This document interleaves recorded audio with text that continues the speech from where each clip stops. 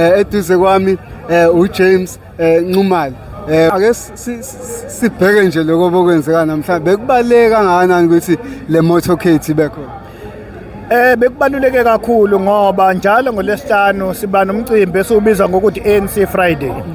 Kodwa ke namhlanje ke besinento esibiza ngokuthi big reveal. La kade njenge-ANC sizokhombisa ukuba ready kwethu ukuthi silungele ukhetho lomhla ka4 November kulonyaka ka2026. Kade sizodemonstrate istrength sethu namandla ethu nane-machinery yethu yama-election. Ukuthi sinama volunteer njengoba wabona kugcwele sobe singena imizi nemizi sikhuluma nabantu sishaya door to door tshela abantu ukuthi abahambe bovotela i-ANC. Sizongena zonke indawo akukho lengeke siye khona emakhaya emalokishini emadolobheni. Bonke abantu sithi baphume ngomningi babo abahambe bobhalisela ukuvota ngomhla ka1 nangomhla ka2 kuAugust ukuze senze isiqiniseko sokuthi malifika ukhetho bonke abantu bakulungela ukuthi bavote. Angabi bikho umuntu ukuthi makushaya isikhathi sokovota bese eba nenkinga ukuthi akubhaliselanga ukuvota. Sithi abantu kabasebenzisele ithuba ngoba ithuba lokugcina leli zobe livuliwe ukuthi abantu bobhalisela ukuvota. Kodwa kokubaluleke kakhulu ukuthi njenge-ANC sifuna ukuthi sibawina bonke labo masipala bakwaZulu Natal abangaphansi kwe-ANC, siwine nalabo kade singabaphethe, ikakhulukazi iThekwini Metro ngoba iyinhliziyo ye-African National Congress. Ngoba ngeke phela siqamba amanga abantu balazi iqiniso lokuthi i-ANC yona nhlangano yakhulula abantu baseNingizimu Afrika begcindezela kuze kufike lo 1994 sikwazi ukuba sovota sivotela uhulumeni wentando yeningi okwaba khona upresident oqala omnyama okwaba upresident Nelson Rolihlahla Mandela. Ngakho ke kule minyaka u30 edlule kuningi ANC ekwenzile kususela kusomqulu wenkululeko iFreedom Charter ukuthi abantu kofanele babe nezindlu, abantu babe namanzi, abantu babe nogesi, babe nemigwaqo, bathola amathuba omsebenzi. Kwenzile lokho kuningi, ukhona umehluko uyabonakala. Kodwa ke siyavuma ukuthi phela ke sekhona inkinga ekhona ngoba we are chasing a moving target. Ngoba nabantu isibalo sabantu siyanda, the population iyakhula. The more you deliver, the more challenges are becoming. Usho ukuthi okwethu kuba siqhubekeke la nomsebenzi esawuqala ukuthi siye sifinyelele nakulabo esingakafinyeleli kubona. Mhlawumbe abantu babe nalo ithemba nge-African National Congress. Mhlawumbe izinto eni-identifyile ukuthi izona mhlawumbe ezagcina sezenza ukuthi ingawawina amanye wamawadi ANC enifisa ukuyilungisa. Okunye sakubona kwaba inkingana ile kokuthi bekuba khona lento okumanipulatewa kwama-processes. Othola ukuthi abantu bathi bafuna lo bese abantu befunza umuntu othize ayifunakali lo. Into ebalulekile ukuthi abantu mangabe sebeshilo ngomningi babo imajority ukuthi nangu uthini umuntu esifisa ukuthi asimele ewadini yethu njenge-candidate ukuthi angaba yikhansela. I-ANC theke izothatha labantu abafunwa abantu.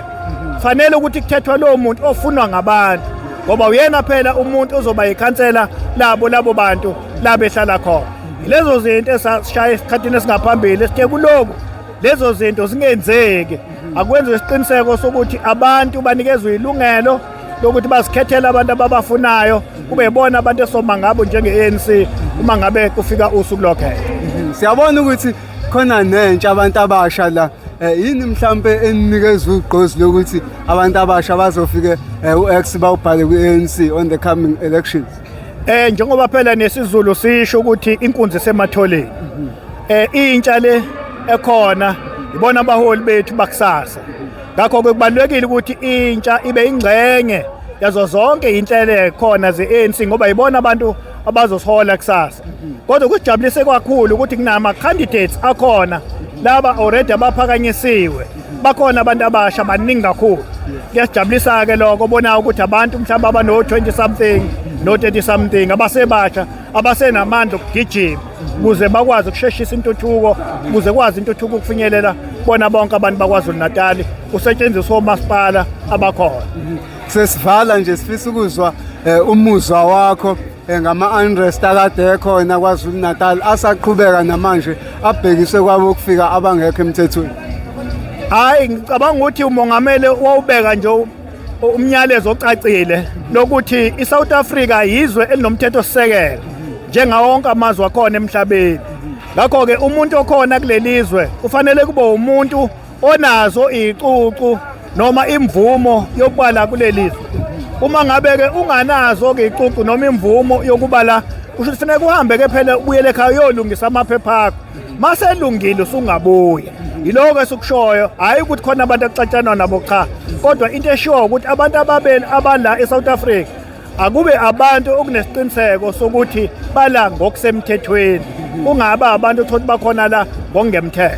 Kunanenkolelo yokuthi umnotho kakhulu lo osemalokishini obizwa nge-informal economy kufanele ngabe ubenefita abantu base-South Africa, kodwa we see a lot of spaza shop that are owned by Bangladesh, Ethiopians and others. Nathi kodwa ke South Africans kufanele sikhuthale sifunde ukusebenza ngoba laba abasifundise kona laba abavele emazweni angaphandle bakhuthele bazimisela bazinikela abakhethi futhi imisebenzi. Manje ke nathi ke intsha yakithi yaseNingizimu Afrika ayingakhethi imisebenzi, abafunde ukuzimela, bafunde ukusebenzisa amathuba khona, bakwazi ukuthi basebenzise lo mathuba, bakwazi ukungena emnothweni, ukungena khona emabhizinisini, ama-spaza shop, abangene ama-spaza shop, bawarane nabo, bakwazi ukuziphilisa ngalo ndlela umnotho uzokhula. Bangale bekhala ukuthi manje kungena laba bokufika. Yebo bakhona kodwa ke abakhona kufanele kuba abantu abasemthethweni njengoba sengishilo.